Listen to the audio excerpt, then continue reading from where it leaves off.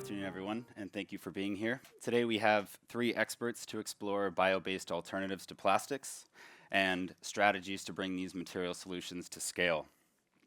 It's my privilege to introduce first the head of impact and sustainability at Notpla, a seaweed packaging company, Doan.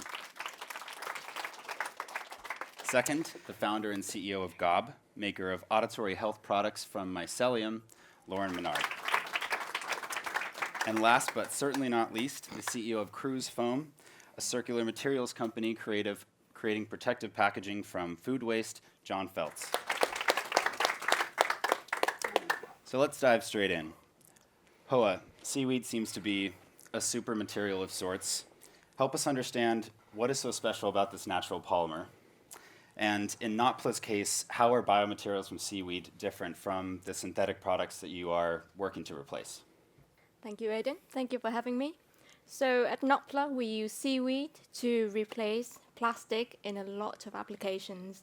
What we found is that there are 12,000 species of seaweed, and there are so many possibilities. So at Notpla, we were able to recreate, using seaweed, a lot of different applications, like coating, film, even cutleries. A lot of people tell us that that was not possible, but what they actually didn't know that nobody really tried this before. So about 10 years ago when we started working with seaweed, and we just keep going. And by now we have a portfolios of 6 different products that we're able to replace over 30 million single-use plastic. And the beauty of seaweed is that normally when you look at plastic, it is a synthetic polymers. But with seaweed, it is a natural polymers, and the process that we use doesn't require any changes to that polymers. So it's no longer a plastic that we need to use. The materials itself could biodegrade, it is home compostable, and in a lot of the application we have is actually edible, because you actually find seaweed polymers in a lot of the food ingredients, in our toothpaste, and in our face cream. So seaweed is really everywhere. Thanks, Hoa. Lauryn, as a designer, tell us a bit about how your earplugs came to be. I understand they're in some bags today, if you would like to get them out and feel for yourself. What drew you to use mushroom mycelium as a biomaterial, and where did this inspiration come from? So basically, as an industrial designer, which is my background, you always start the design process with a concept, with, of course, aesthetics that you're inspired by, and then always function. And when we started with, all right, we want to replace these little foam things that are produced all over the planet in huge scale. And what we did is we looked at every available biomaterial that existed through the lens of a few criteria. And this is how we're expanding our portfolio through this criteria. What is home compostable, 100% plant-based, naturally sound dampening, and also comfortable for long periods of time.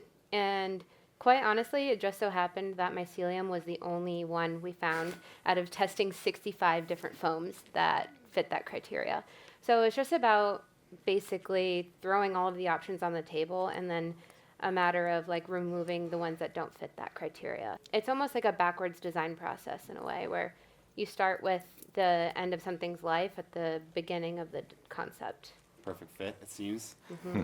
All right, John. Single-use plastic packaging, we've heard a lot about that today, is responsible for 40% of global plastic pollution, 98% of which is made from fossil fuels. How do Cruz Foam innovations help address this packaging problem that we have? Well, I think Lauryn said it perfectly. It's about starting at the beginning. It's about understanding the materials we take from this planet and that whole life cycle. And at Cruz Foam, we really focus on, I think you said it best, upcycled food waste, industrial waste. These are things that are already being produced by large industrial processes. How do we recapture that value? How do we repurpose it? How do we put it in place to replace these things that are absolutely destroying our planet, not going anywhere? It's the leftover dregs of the oil. And so you think about that, and if you start somewhere where it's designed right, and then really find clean ways to engage, clean pun sort of intended, to engage with the existing stakeholders, that's where you're going to see real change happen. At Cruz Foam, we're really finding ways in which we can take our technology and integrate it with these large-scale processes, industries, infrastructure that already exists, because that's the real pace we need to move at, and that's the real way we're going to see this change happen on a real large, significant level. Let's stick with you for a minute, if I may, kind of expanding on what makes a material better than another, just from a really fundamental level. You and I have talked about a common industry justification that we hear for the continued use of plastic packaging is that it has a lower carbon footprint than the alternatives, right? I think the justification is that it's more lightweight, so therefore it saves carbon emissions in transit, right? But in the context of plastic pollution specifically, in your view, is this a correct assessment, or should we be evaluating materials by other parameters? I will try to keep this short.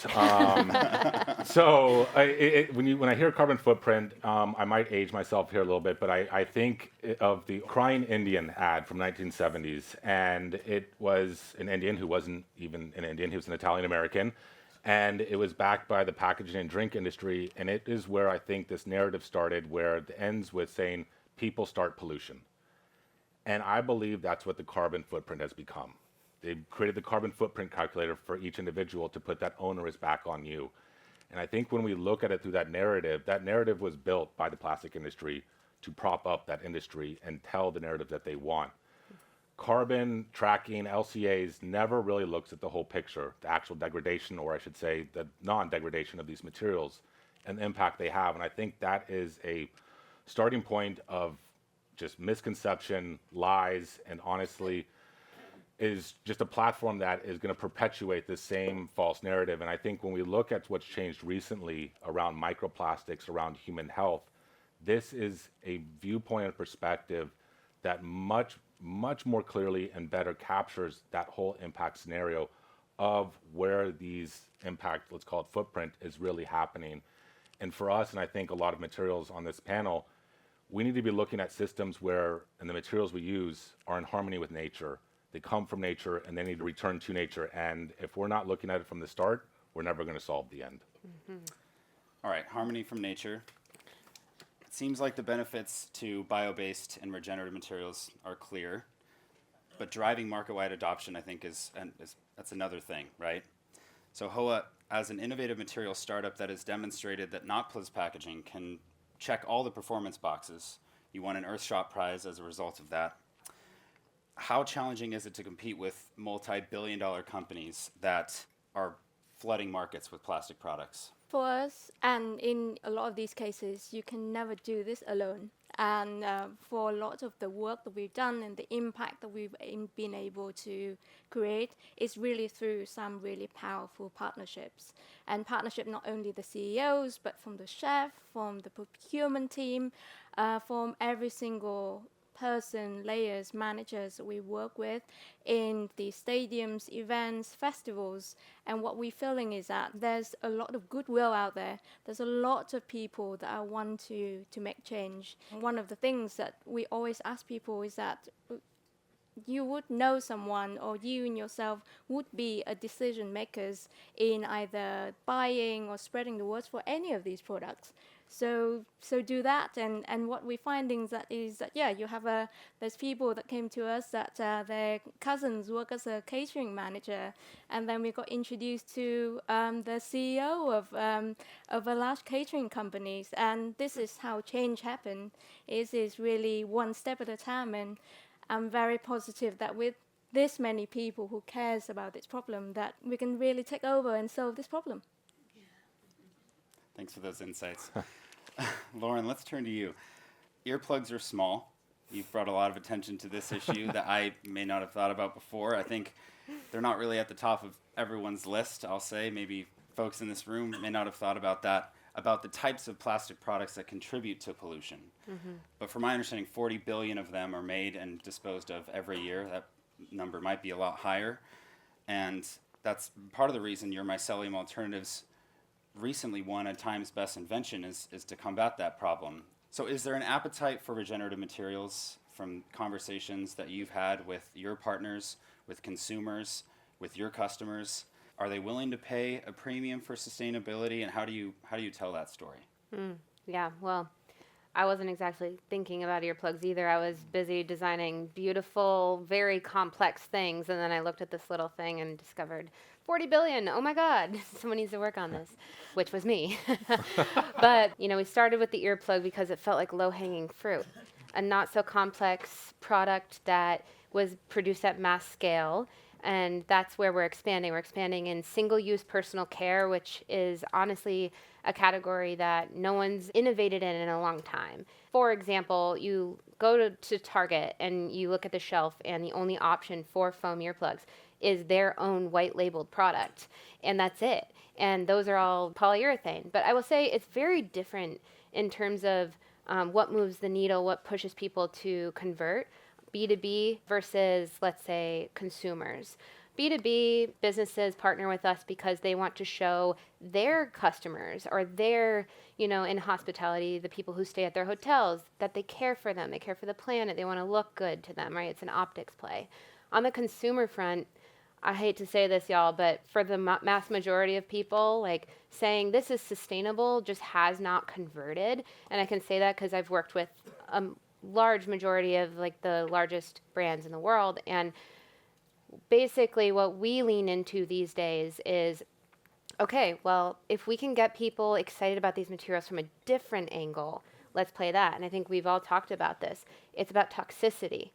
If we care about ourselves because we're inherently selfish, right? When we're making our purchasing decisions, it's about telling people that, well, you won't be exposing yourself or your family or your loved ones to these chemicals, and therefore this is worth a little bit more. So basically, we play both sides depending on who we're speaking to, but on the consumer front, it's truly health focused, I would say. All right, John, I'd like to talk about partnerships a little bit. From your success thus far at Cruz Foam, you're now working with Unified and Atlantic to bring your products to market. These are giants in the packaging space. How should biomaterial companies position themselves for growth? We're talking about scale. We're talking about how to be successful in these markets. When fossil-based plastics, we've heard it today, are heavily subsidized and have decades of built-up infrastructure that you're going up against. Yeah, it's not an easy question. It's not an easy problem to fix. I think, Lauryn hit it on the head a little bit. It's about leading with performance. It's about leading with that value that's not trying to stand solely on sustainability. And I think it's critical to find brand partners that understand that story narrative and how to reframe this in a way that resonates with the general public around human health. I think is a huge proponent to make this actually, successful. But it really comes down, in my opinion, to finding ways to engage across the whole value chain. Because, at least from our experience with packaging, it's super fragmented.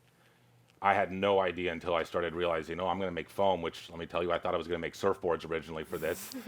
That changed pretty quickly when I realized the mission and the vision was not, surfboards were not the issue. You start pulling back this cover and you start realizing there's layers and layers and layers of opaqueness that you have to start uncovering.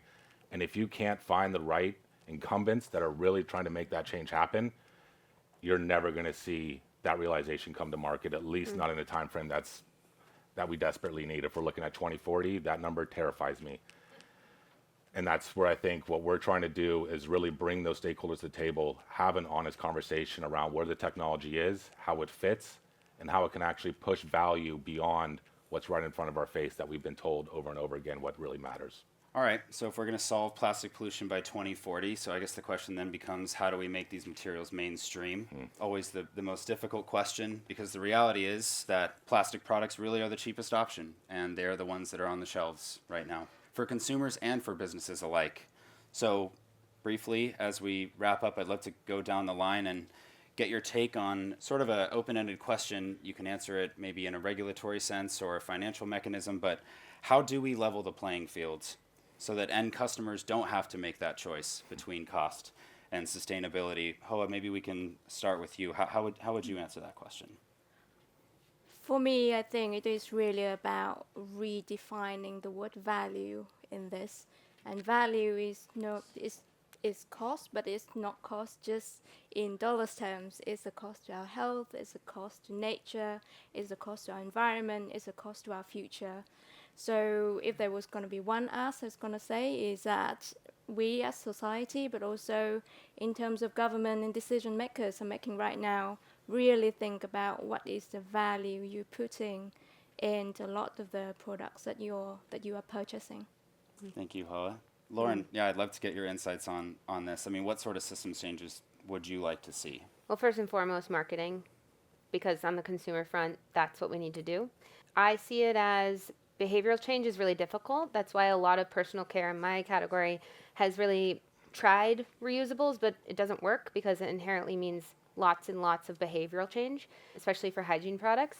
And so from my perspective, I would say that in Gobland, what we're doing in our part is trying to make it so that it feels like we're breathing newness into the category. We're offering people a new and exciting option instead of carrying this weight of what you're using is bad, stop that, and more like here's this awesome option that's way healthier for you. So that's generally how we're going about it. We'll see if it works. We'll see if it works.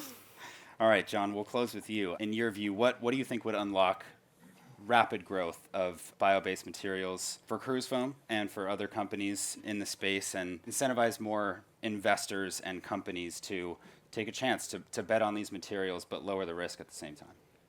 I'm going to answer a little more abstractly. Sure. I had the pleasure of listening to the creative director of some of the really, I have a 7-year-old daughter, so I've been watching a lot of Disney movies over the last few years, and she was a creative director of Coco and Frozen, and she gave an incredible talk recently that I was able to attend around the human story and the fact that we don't have one.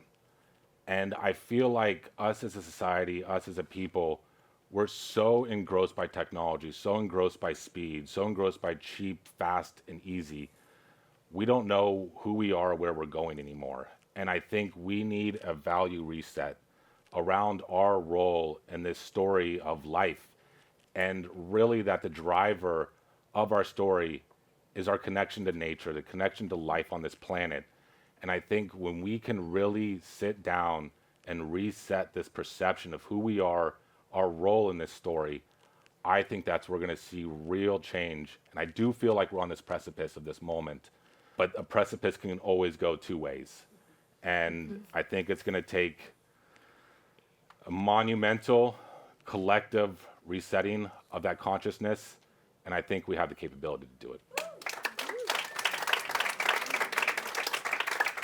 A pivotal moment, 100%. So Hoa, Lauryn, John, thank you for joining this TEDx conversation. We're excited to see what you do next. Please join me in giving our panelists a round of applause.